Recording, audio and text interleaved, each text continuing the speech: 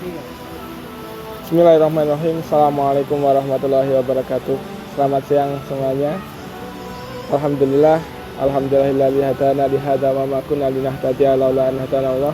Asyhadu an la ilaha illallah wa asyhadu anna Muhammadan abduhu wa rasuluh, amma ba'du. Puji syukur kehadirat Allah Subhanahu wa taala yang masih memberikan banyak sekali kenikmatan kepada kita semua. Alhamdulillah saat ini kita masih diberi kesempatan, diberi kemudahan untuk terus menambah bekal ibadah amal kita nantinya di yaumul akhir. Kemudian salawat serta salam semoga tetap tercurahkan kepada Nabi junjungan kita, Nabi Agung Muhammad Sallallahu Alaihi Wasallam. Nabi yang selalu kita jadikan sebagai panutan, kita jadikan sebagai suri teladan tentang bagaimana kita menjalani kehidupan ini. Teman-teman sekalian, tanpa terasa Idul Adha sudah hampir tiba, di mana Idul Adha adalah salah satu hari besar umat Islam yang sangat identik sekali dengan pengorbanan. Syariat Idul Adha dimulai ketika Nabi Ibrahim saat itu sangat memimpikan sekali untuk mempunyai seorang anak. Kemudian di umur beliau yang ke-100, alhamdulillah Allah mengabulkan hadirnya seorang anak yang kelak kita kenal dengan Nabi Ismail. Namun saat Ismail ini tumbuh dengan sangat luar biasa, tumbuh menjadi seorang yang belia dan sudah mulai bisa membantu bapaknya, Allah menurunkan sebuah perintah melalui mimpinya kepada Nabi Ibrahim untuk menyembelih Ismail. Dan ketika mimpi itu disampaikan kepada Ismail, Ismail menjawab, "Hai bapakku, lakukanlah perintah Tuhanmu dan sesungguhnya aku adalah orang yang sabar." Dari sini kita melihat sosok dari seorang Ismail ini adalah sebagai pribadi yang sangat sabar dan tabah dalam menerima perintah. Pun dengan Nabi Ibrahim. Nabi Ibrahim sudah menantikan anaknya ini selama 100 tahun. Dan turunlah Allah, perintah dari Allah Subhanahu wa taala untuk menyembelihnya, dan Nabi Ibrahim melaksanakannya.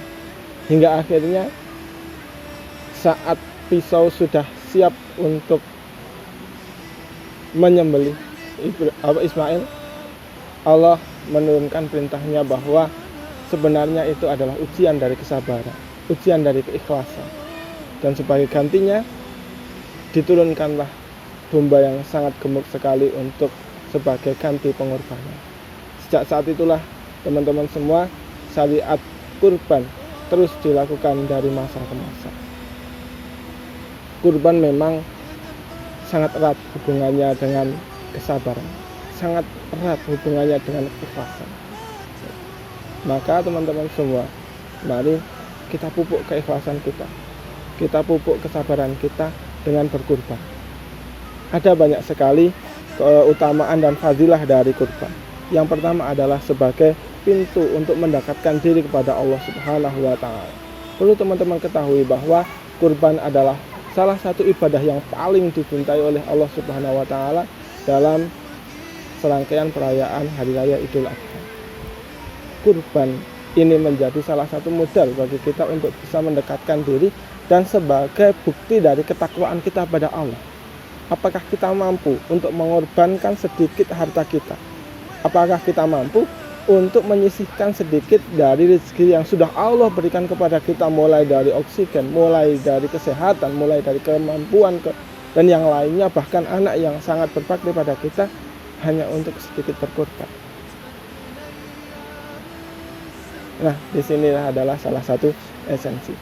Jika kita mampu untuk mengorbankan sedikit dari rezeki kita itu dalam bentuk kurban, entah itu dalam bentuk kambing, sapi, ataupun unta, maka ini akan tentu sangat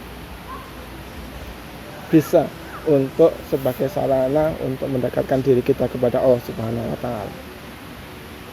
Kemudian yang selanjutnya adalah tentang bahwa hewan kurban yang kita kurbankan nantinya itulah akan menjadi saksi dari amal baik kita kepada Allah Subhanahu wa taala. Kelak di yaumul akhir nanti, hewan-hewan yang kita kurbankan itu akan datang dengan bulu-bulunya, dengan tanduk-tanduknya yang sangat besar. dengan warnanya yang sangat menarik, dan mereka akan bersaksi tentang apa yang sudah kita lakukan.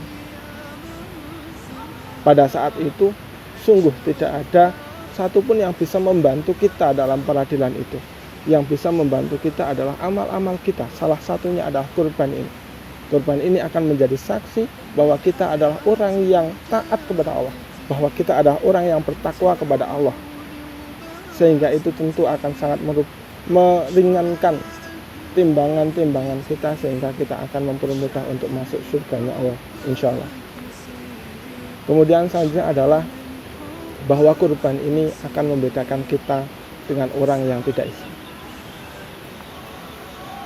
Dalam surat Al-An'am ayat 162, Qul inna sholati wa nusuki wa mahyaya wa mamati lillahi rabbil alamin la syarikalah wa bidzalika umirtu wa ana minal muslimin. Katakanlah, sesungguhnya salatku, sesembelihanku atau kurbanku, hidupku dan matiku hanyalah untuk Allah Subhanahu wa taala, Rabb semesta alam. Tiada sekutu baginya, dan demikian itulah yang diperintahkan kepadaku, dan aku adalah orang-orang yang pertama-tama menyerahkan diri. Teman-teman semua, kurban atau pengorbanan sebenarnya tidak hanya dilakukan oleh umat muslim. Bahkan jauh sebelum umat Muhammad ini, manusia sudah terbiasa melakukan pengorbanan. Namun apa yang membedakan dengan umat-umat yang lain? Kita berkorban, kita melakukan sesuatu itu, kita lakukan demi Allah Subhanahu wa ta'ala.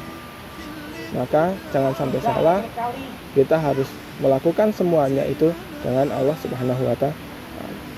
Kemudian yang terakhir adalah tentang ini adalah mengandung dimensi sosial dan ekonomi, bahwa kurban yang kita lakukan ini nantinya daging-dagingnya akan kita bagikan kepada seluruh umat Islam, baik kaya maupun miskin, baik besar ataupun kecil, sehingga pada akhirnya ini akan membawa rasa kebersamaan, membawa rasa kepemilikan kepada kita semua, yang pada akhirnya nanti persatuan umat Islam, kesejahteraan umat Islam akan semakin baik dengan adanya kurban-kurban yang kita lakukan. Teman-teman semuanya, mari kita berkorban, mari kita sisihkan sedikit harta kita. Jika kita belum mampu saat ini, setidaknya kita sudah mempunyai effort, kita mempunyai usaha untuk sedikit demi sedikit menyisihkan rezeki kita, menyisihkan uang kita. Entah kapan kita bisa melakukan kurban, entah kapan Allah akan memberikan izin kepada kita untuk bisa melakukan kurban. Semoga kita semua termasuk hamba-hamba yang bisa melaksanakan kurban sebelum Allah memanggil kita ke hadapannya. Mungkin cukup sekian dari saya. Billahi taufiq wal hidayah. Assalamualaikum warahmatullahi wabarakatuh.